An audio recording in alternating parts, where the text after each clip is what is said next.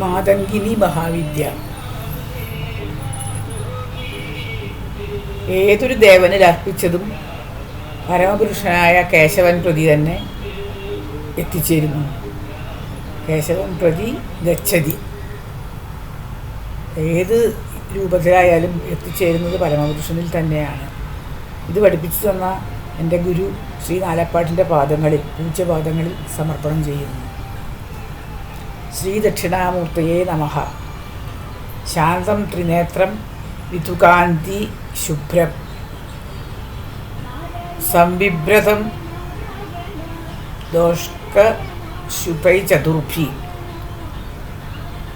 മുക്താക്ഷമാലാം കലശം സുധായ ശ്രീജ്ഞാനമുദ്രാമപി പുസ്തകം ച ദിവ്യാംബരം ചന്ദനഗന്ധലേപൈ സമുജ്വലാംഗം മണിരത്നകൈ ച വീരാസനസ്ഥം ച ശശാങ്കചൂഢം ശ്രീദക്ഷിണാമൂർത്തി ഗുരും നമാമി. ഹോത്രാഗ്നി ഹൗത്രാനി ഭവിഷ്യ ഹോതു. ഓമാദി സർവാകൃതി ഭാസമാനം യത് ബ്രഹ്മ യത് ബോധ വിതാരിണീഭ്യാം നമോ നമ ശ്രീ ഗുരുപാതുകാഭ്യാം. ഭൂമികയിലെ പറയണത് ജഗത്തിൽ സർവപ്രാണിയും പരസ്പരം ആകർഷിക്കുന്നതിന് ശ്രമിച്ചുകൊണ്ടിരിക്കുന്നുണ്ട്. ഇത് പ്രാണന്റെ സ്വാഭാവിക പ്രകൃതിയാണ്. സ്വന്തം ആജ്ഞയെ മറ്റുള്ളവർ പാലിക്കണം എന്നനുസരിക്കണം എന്നുള്ളൊരു വിചാരം കൊണ്ട് അല്ലെങ്കിൽ ഒരു ആഗ്രഹം കൊണ്ടാണ് ഇത് സംഭവിക്കുന്നത്. അതിനനുകൂലമായ വ്യവഹാരങ്ങളാണ് എല്ലാ പ്രാണികളും ചെയ്യണത്. ഇത് സഫലമാക്കാൻ സർവ്വലോക വശീകരണ ക്ഷമത, സർവ്വലോകത്തെയും വശീകരിക്കുന്ന ക്ഷമത ഈശ്വരന് മാത്രമേ ഉള്ളൂ അല്ലേ. ആ ഈശ്വരനെ പോലെ ഞാനും ആവണം എന്നുള്ള ഒരു വിചാരം ഉദയം ചെയ്യാൻ തുടങ്ങുന്നു. എന്നാൽ ഇത് എല്ലാ പ്രാണിക്കും ലഭിക്കുമോ? അത് ലഭിക്കില്ല. ഈ ഒരു ക്ഷമതയുടെ വികാസക്രമം, ഇതിനെയാണ് വശീകരണക്രമം എന്ന് തന്ത്രത്തിൽ വിളിക്കുന്നത്. പൂർണ്ണ വികസിതമായ അവസ്ഥയിൽ സർവ്വലോകവും ആകർഷിക്കപ്പെടുന്നു. വികേന്ദ്രിതമായ ശക്തി കാരണം ഇച്ഛാനുകൂലം ക്ഷമത പ്രാപ്തമാവുകയുമില്ല. അപ്പോൾ അതിനുള്ള മാർഗം തേടിയാണ് അറിവുള്ള ഗുരുവിനെ സമീപിക്കുന്നത്.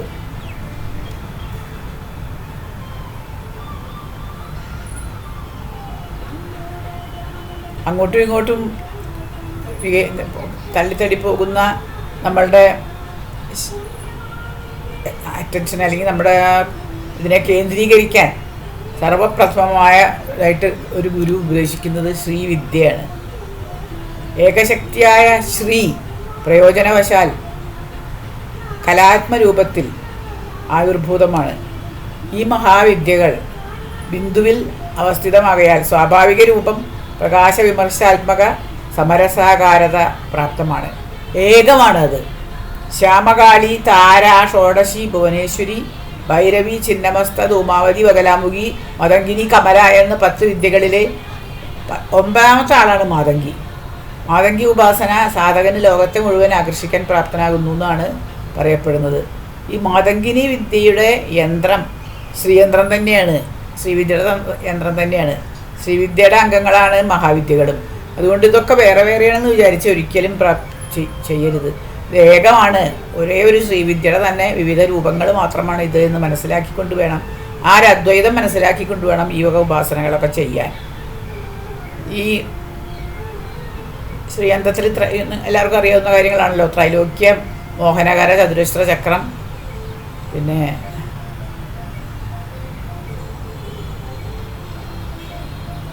ത്രിവൃത്തകമായ ചക്രമുണ്ട്, സർവാശാപരിപൂരകമായിട്ടുള്ള ഷോഡശതല ചക്രമുണ്ട്, സർവക്ഷോഭണകരമായിട്ടുള്ള അഷ്ടതല ചക്രമുണ്ട്, സർവ്വസൗഭാഗ്യദായകമായിട്ടുള്ള ചതുർദശാരുണ്ട്, സർവാർത്ഥസാധകമായ ബഹിർദശാരുണ്ട്, സർവരക്ഷാകരമായ അന്തർദശാരുണ്ട്, സർവരോഗഹരമായ അഷ്ടാര ചക്രമുണ്ട്. അതാണ് 9ാമത്തത്. സർവസിദ്ധിപ്രദ ത്രികോണ ചക്രമുണ്ട്, അത് 10ാമത്തത്. സർവാനന്ദമായ ബിന്ദുചക്രമാണ് 10ാമത്തത്. ഈ 10 ചക്രങ്ങൾ ശ്രീവിദ്യാന്തർഗതമായ 9 ത്രികോണങ്ങളാൽ ഇതിനെ ത്രികോണാത്മക ചക്രം എന്നാണ് വിളിക്കുന്നത്. പീഠശക്തി ഇതിൻ്റെ എല്ലാം ശ്രീമാതംഗിനി മഹാവിദ്യാദേവത ശ്രീയന്ത്രാത്മകമായ സകല കലകളും പ്രദാനം ചെയ്യുന്നതാണ്. ഇതിനെ കാര്യാനുസാരമായിട്ട് നമ്മൾ ശിഷ്ടമാതംഗിനി, ചണ്ഡാലിനി, മാതംഗി, സുമുഖി, ലഘുമാതംഗി എന്നൊക്കെ പല പേരിൽ വിളിക്കാറുണ്ട് അതിനെ തന്നെ. ഇതിൻ്റെ മന്ത്രം ഓം ഹ്രീം ശ്രീം ഓം ക്ലീം ക്ലീം ഹും ഫട്ട് മാതംഗിന്യേ സ്വാഹ എന്നാണ്. ഇത് പാരമ്പര്യമായ ത്രക്ഷരിയുടെ സ്വാഹാന്ത്യ മന്ത്രമാണ്. ഇത് ശീഘ്രം സിദ്ധി തരാനുള്ള മന്ത്രമാണ്. ഇതിൻ്റെ ഗുരുപരമ്പര ശ്രീവിദ്യാന്തർഗത മാതങ്കിനി തന്ത്രത്തിൻ്റെ വിദ്യാഗുരുപരമ്പര ആദ്യം ശ്രീ ദക്ഷിണാമൂർത്തിയാണ്. ശിവനിൽ നിന്നാണ് തുടങ്ങുന്നത്, ദക്ഷിണാമൂർത്തിയിൽ നിന്ന്. സ്വഗുരു, ദിവ്യഗുരു, സിദ്ധ മാനവ ഗുരുക്കന്മാർ, ഇവരെയൊക്കെ നമ്മൾ ഉപാസിക്കേണ്ടതുണ്ട്. ഇത് ശൈവാഗമ ജ്ഞാന പരമ്പരയിലെ കാശിയിലെ പണ്ഡിതരാജ ശ്രീ ഗോപാലശാസ്ത്രി ദർശനകേസരി ശിവൻ വ്യാഖ്യാതാവിൻ്റെ ഹിന്ദി ഭാഷയിൽ കാണുന്നുണ്ട്. കാശിയിൽ സർവതന്ത്ര സ്വതന്ത്ര മഹാമഹേശ്വര മഹാമഹോപാധ്യായ ശ്രീരാമേശ്വര ശിവയോഗിയാണ് പരമഗുരു എന്നും അദ്ദേഹം ഗുപ്തഗംഗയുടെ തീരത്താണ് ഈശ്വരാശ്രമത്തിലുള്ള ശ്രീലക്ഷ്മണ ദേശികേന്ദ്രനാണ് എന്നും പറയുന്നുണ്ട്. അപ്പോൾ ഇത് ഞാൻ പറയുമ്പോൾ ഈ ശ്രീലക്ഷ്മണ ദേശികേന്ദ്രൻ്റെയാണ് ഞാൻ നേരത്തെ വ്യാഖ്യാനിച്ചിട്ടുള്ള ശാരദാതിലക തന്ത്രം. അത് ഈ ലക്ഷ്മണ ദേശികേന്ദ്രൻ്റെയാണ്. അപ്പോൾ ദക്ഷിണാമൂർത്തി ഗുരുപരമ്പരയിൽ വരുന്ന ലക്ഷ്മണ ദേശികേന്ദ്രൻ്റെയാണ് ശാരദാതിലക തന്ത്രം. അപ്പോൾ ഈ ഗുരുപരമ്പരയിൽ നിന്ന് ലഭിച്ച വിദ്യ പ്രായോഗികമാക്കിയ നൈഷ്ഠിക ബ്രഹ്മചാരിയായിരുന്നു ഈ ശ്രീലക്ഷ്മണ ദേശികേന്ദ്രൻ എന്ന് ഇവിടെ ഈ ഹിന്ദി ഭാഷ്യത്തിൽ പറയുന്നുണ്ട്.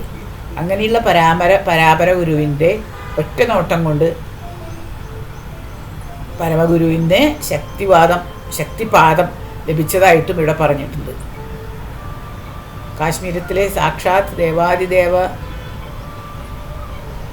രൂപമായിട്ട് രാജിച്ച ശ്രീ ദേവഗിരി ഈ പരമഗുരുവിന് ദീക്ഷ കൊടുത്തു എന്നുവരെ അദ്ദേഹം പറയുന്നുണ്ട്.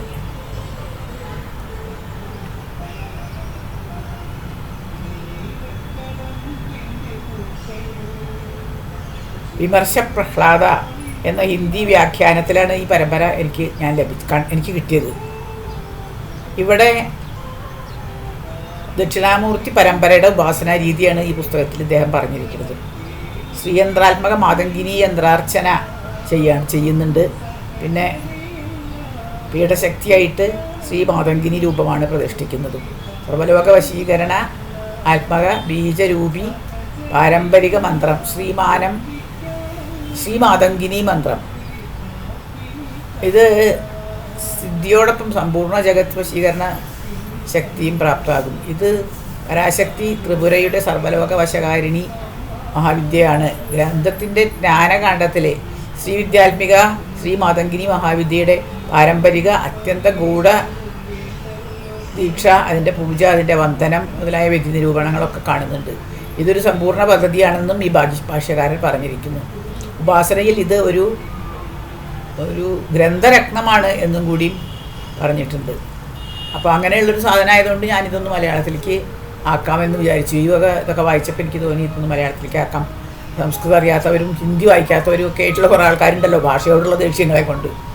ഒക്കെ വിഡിതരാണെന്ന് മനസ്സിലാക്കാനുള്ള ബുദ്ധി പോലും ഇല്ലാതെ വെറുതെ മലയാളം മാത്രം ഞാൻ വായിക്കൂ എന്ന് പറഞ്ഞിരിക്കുന്ന ആൾക്കാർക്ക് എന്തെങ്കിലും മനസ്സിലാവണമെങ്കിൽ മലയാളത്തിൽ എഴുതുക എന്നുള്ള അത്രയും വിചാരമുള്ളൂ ഇതിൽ. വാസ്തവത്തിൽ ഹിന്ദിയിൽ വായിച്ചാലും സംസ്കൃതത്തിൽ വായിച്ചാലും ഒക്കെ മനസ്സിലാവുന്നുണ്ടെങ്കിൽ അതൊക്കെ വായിക്കുന്നതാണ് നല്ലത്. കാരണം ഒറിജിനൽ അതാണല്ലോ. പിന്നെ ആദ്യം ജ്ഞാനഖണ്ഡമാണ്. ജ്ഞാനഖണ്ഡത്തിൽ 12 ആവരണമുണ്ട്.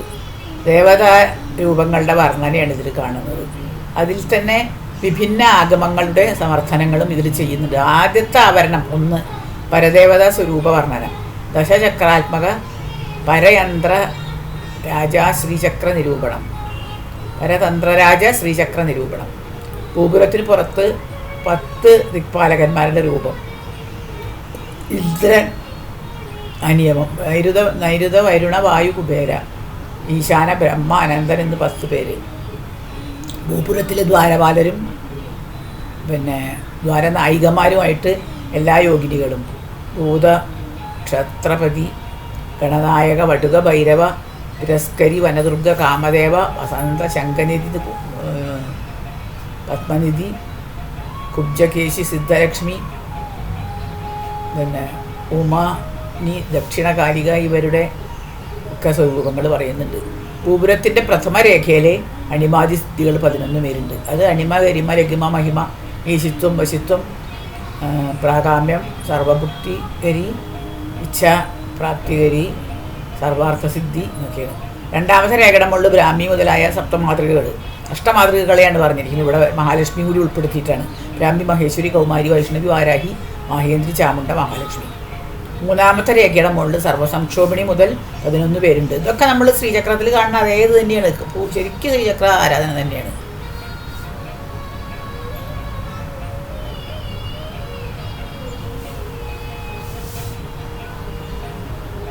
ആവരണം രണ്ടാമത്തേല് വൃത്തത്രയ ചക്ര നിരൂപണം. അതിൽ ആദ്യ പദത്തിൽ മുതൽ 29 മാതൃകകളുണ്ട്. കാളരാത്രി, ഖാദിത, ഗായത്രി, ഖണ്ഡ, ചണ്ഡാത്മിക, ടർണാത്മിക, ജയ, ഝങ്കാരിണി, ജ്ഞാനരൂപ, ടങ്കഹസ്ത, ഠങ്കാരിണി, ഡകാരിണി, സങ്കരണി, നകാരിണി, തകാരിണി, ധാണി, ദാക്ഷായണി, ധാത്രി, നാദ, പാർവതി എന്നൊക്കെയാണ് അവരുടെ പേരുകൾ.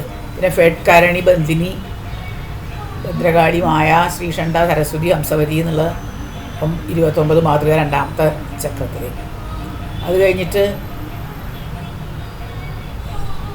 16 മാതൃക അമൃത, ആകർഷണി, ഇന്ദ്രാണി, ഈശാനി, ഉമ, ഊർധ്വകേശി, ഋദ്ധീശ്വരി, ഋതാലിക, ഏകപാദ, ഐശ്വര്യക, ഓങ്കാരാത്മിക, ഔഷധാംബിക, അക്ഷരാത്മിക.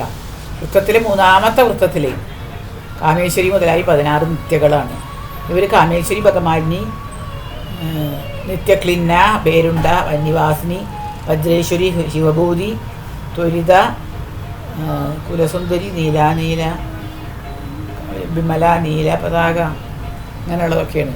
ഇതൊക്കെ നമ്മൾ നേരത്തെ ശ്രീ വിദ്യാലയത്തിൽ പറഞ്ഞത് തന്നെയാണല്ലോ.